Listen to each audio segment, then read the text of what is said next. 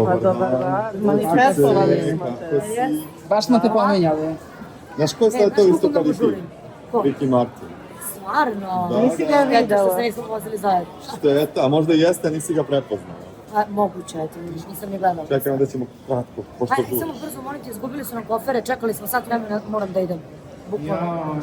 Šta je bilo u koferima koji su ti izgubili?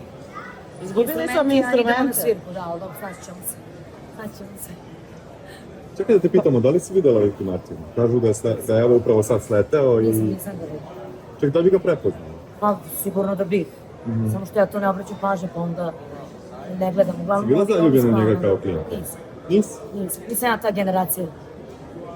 Ja sam malo mlađa. Se nerviraš kad se tako da se stvari da se izgube kofer i ovo? Ja iskreno ne, zato što to Evo ne kolega. Ti ga kolega, da će da prirodno se... i normalno. Neće on ide za nas.